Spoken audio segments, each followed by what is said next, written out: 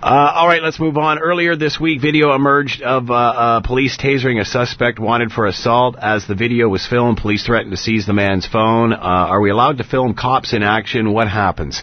You know, I remember when there was a situation in Hamilton where there was somebody that was being taken down by two police officers, and a citizen, like, I don't know if you've ever seen a police takedown. Most people don't, but it ain't a pretty sight.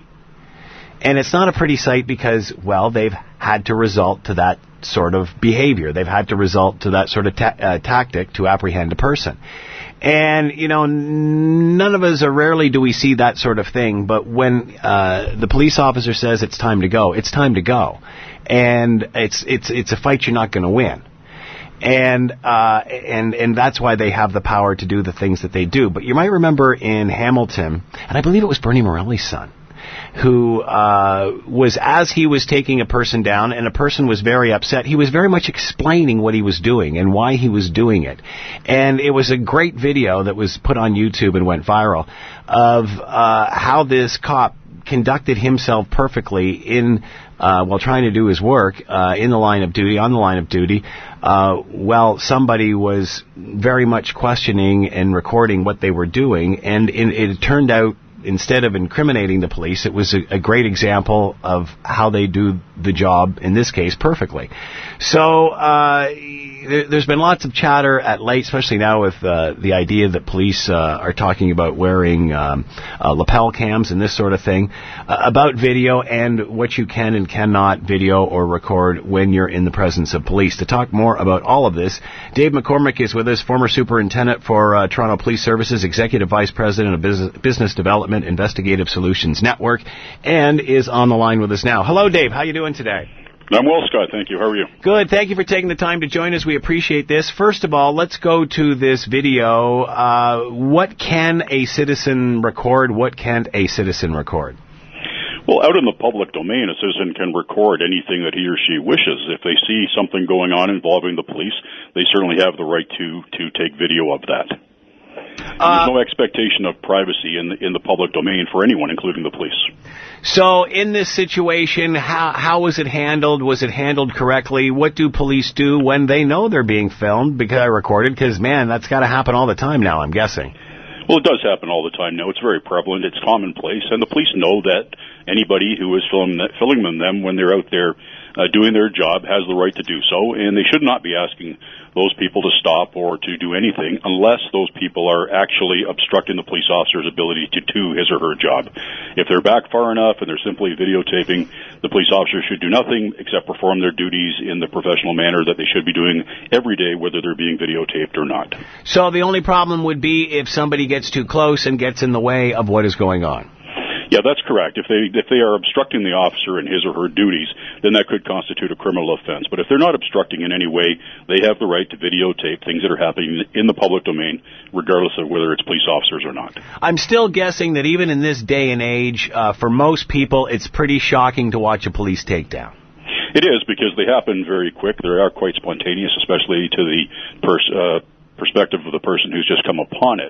And the common practice is now for people to whip out their cell phones and to videotape each and everything they see out there, rather than maybe calling 911 to get assistance for the officers or whomever. In those situations, that we seem to have a lot of people standing by just shooting video because they can't wait to upload the next big thing. You know, you bring up a valid point, and I can think of a situation that recently happened on a transit bus where somebody was filming an altercation, and you have to wonder why people, I guess I can understand the instinct now of the generation to just want to record everything, but it seems to have gotten in the way of us actually doing something. And again, I'm sure you guys don't suggest that we get involved, but as you mentioned, you certainly can call. You got the device. Oh, absolutely. And I think you nailed it, Scott. It is a generational thing. Back in the days, as they say, people jumped in and they helped, whether it was police officers or it wasn't police officers. And there is actually a duty. If a police officer directs you to assist him or her, there's a duty in the criminal code to do so. But it floors me day in and day out when I watch just regular videos, not involving something like this. And I think, why is this person videoing this instead of helping the situation, whether it's pulling a dog out of a flowing river or whatever the case may be? And that may not be the best example, because that can lead to the person being Sure. injured. But it floors me when I see things like that, and I say, why are you not getting involved instead of just holding up your cell phone?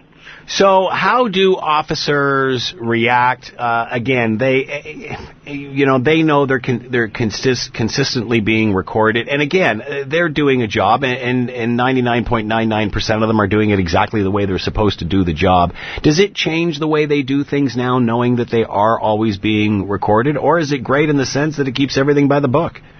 I think it's great in the sense that it keeps everything by the book, and keep in mind, Scott, that the police are doing a lot of the recording as well. Yeah. I can tell you that every frontline police car in Toronto is equipped with a dash cam, which is recording out everything that's going on.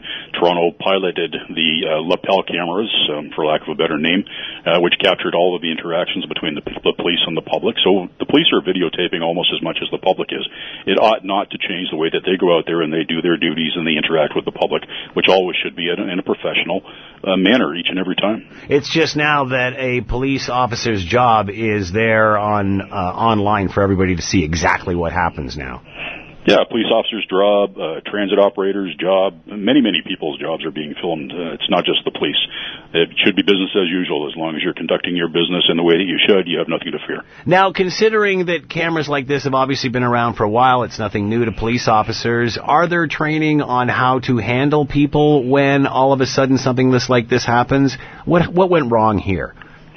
Well, I think what went wrong here was that the officers that were involved, or at least one officer that was involved, gave a direction to the other officers to move the person with the camera away. And from the footage that I've seen, the person with the camera was not very close to the actual incident that was taking place on the street.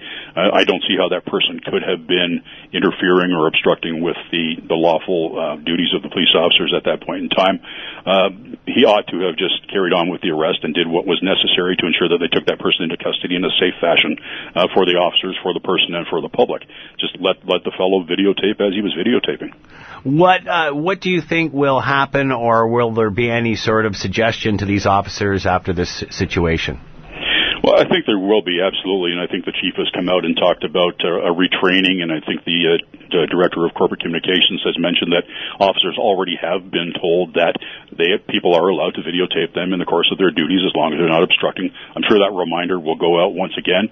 It's been said in the media. I'm sure it will be said behind closed doors in the police stations to remind all of the officers exactly what the public are allowed to do and how they should react when they find themselves faced with those situations. At the end of the day, Dave, is this a good thing? I mean, is it worth having everything that we do videotaped again, just so it protects the officers as much as it does the public?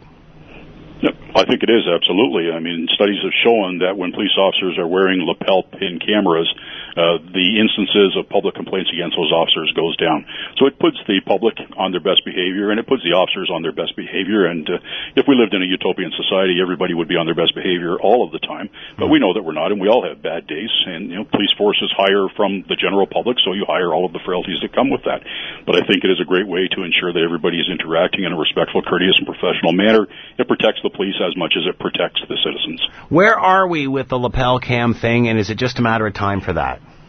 I think it's just a matter of time for that. I think as technology progresses and budgets allow, I think you'll see police forces, for the most part, having lapel cams on all of the officers that are out there on the front lines. Is the biggest cost still maintaining this in the sense of data and storage and keeping of all the notes and what is needed? Because now you've got all of this information. Yeah, that's my understanding, that the storage of the data is the biggest cost factor at this point in time. Dave McCormick has been with us, a former superintendent, Toronto Police Services, Executive Vice President of Business Development, Investigative Solutions Network, Inc. Dave, as always, thanks for the time. Much appreciated. My pleasure, Scott. You take